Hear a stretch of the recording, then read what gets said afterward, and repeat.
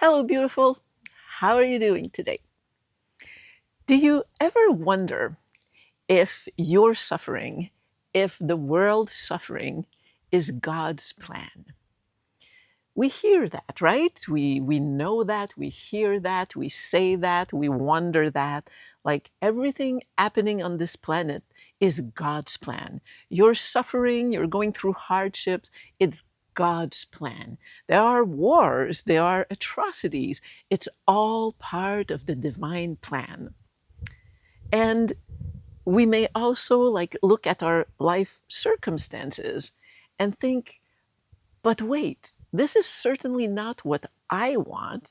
So, does it mean that the suffering that I'm going through is God's plan? That God actually wants me to suffer? I know that I've played with those questions before for quite a bit, and I just can't wrap my head around the idea that if we say everything is God's plan, then it would mean that God wants us to suffer. Just a quick note before I continue. At the end of the video, I'm going to tell you about a huge milestone with this video. And if you want to support me in this big milestone, one thing you can do is subscribe. Apparently, it's like less than 10% of you who are watching the video are actually subscribed, and it helps so much for small content creators like me. So please click the button right now. Do it. Don't know if it's here or if it's there, but please do it. Subscribe. It helps me.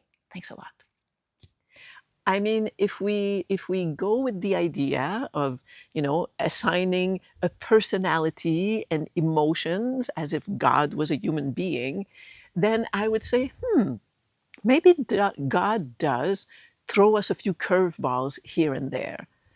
But even then, I would say it is not the suffering through it that is the intention, it's the lesson. If anything, God wants us to evolve because God to me is life force, and on this planet, everything wants to grow. And let's say that it's the same for the soul while it's in the body. And when we are thrown curveballs and we find ourselves like at the bottom of a pit, I don't imagine that God relishes seeing us struggle and clawing at the walls trying to pull ourselves out. But I think that maybe He rejoices when we finally come out and tell the world and tell ourselves and realize the lessons we have learned through that. But there's also the idea that the time that it takes us to learn, the time that we spend at the bottom of the pit, and how much we hate it, that is up to us. So if we put aside the idea that God wants us to suffer, there is a second option if we say, no, He doesn't, not part of God's plan. Therefore, what does it mean when bad stuff happens in our lives? So, the second way of looking at it is to go along with a lot of the spiritual teachings of the day that says we are 100% responsible for everything that is in our life. We are energy, our mind create, we are manifester. Therefore, look at your life. It is the result of what is happening inside. It's not about God's plan. It's not about destiny. It's not about a greater intention. It's simply a mirror of who you are inside and what you are emitting into the universe. This is the result. Your life is the result of that.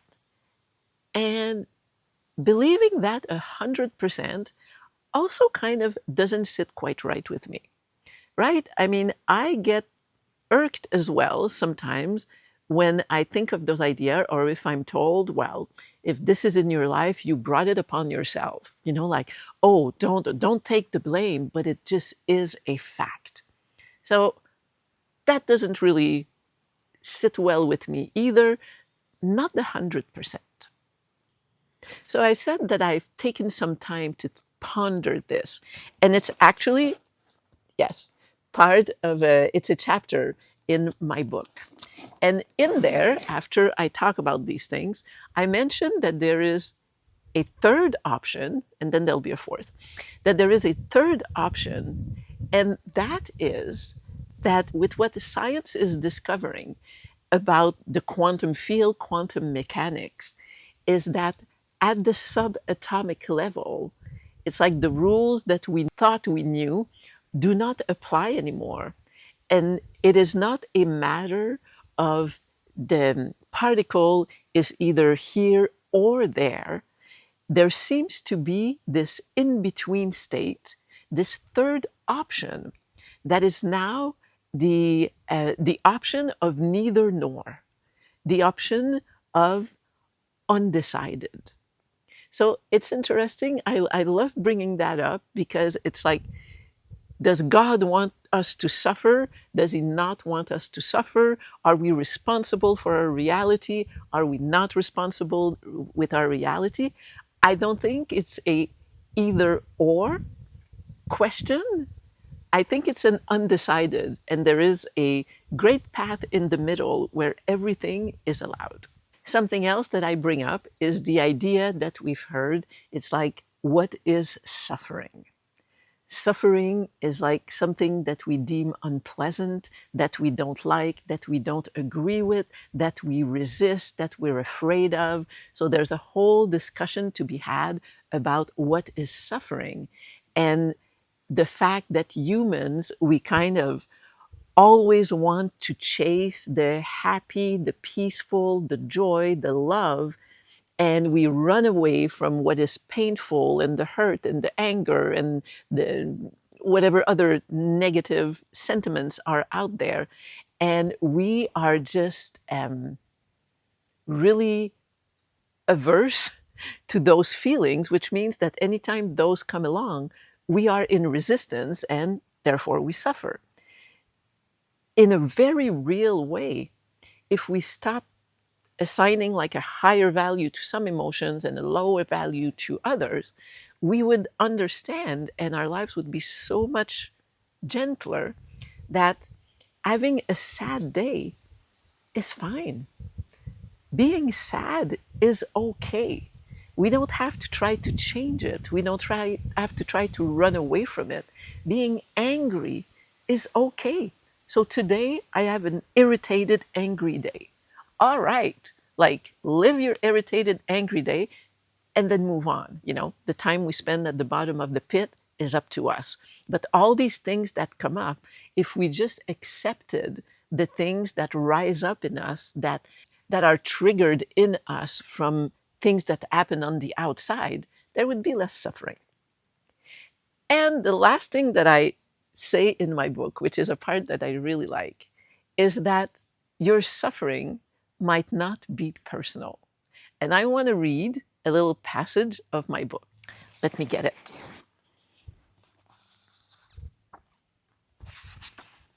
Okay. Title: Don't Take It Personal. So when bad things do happen, what's it all about? And what should we do?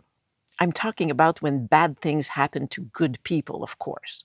If not, it's called karma. Just kidding. One thing we should understand is that there is a chance that it's not personal.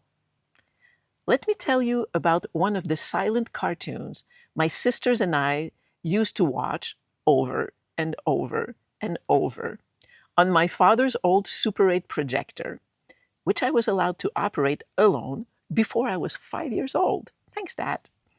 In the basement of the house. I only recall enough of the story to illustrate my point.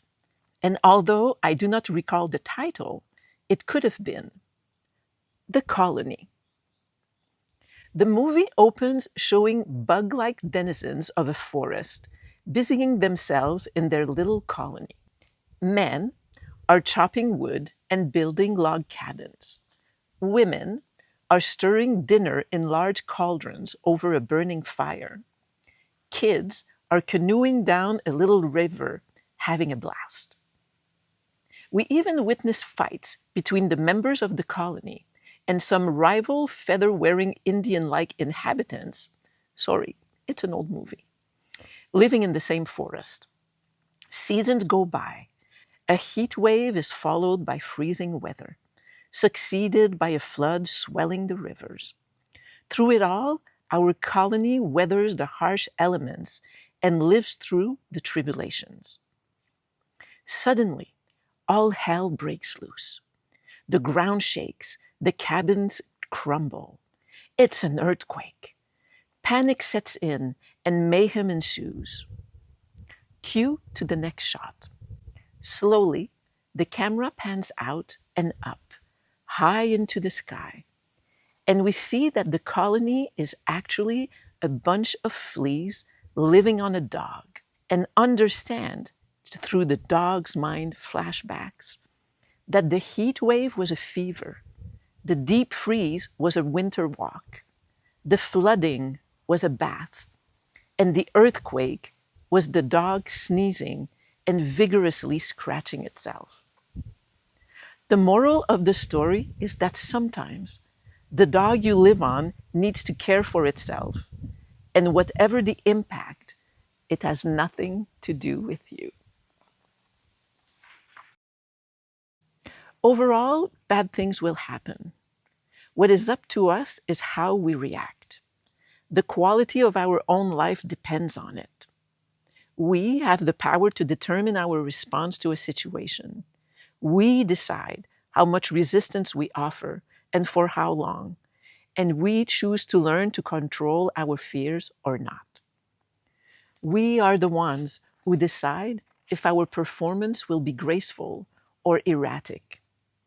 In the end, only we are responsible for what we become through what life serves us, whether what showed up on our plate appeared randomly or through divine intention.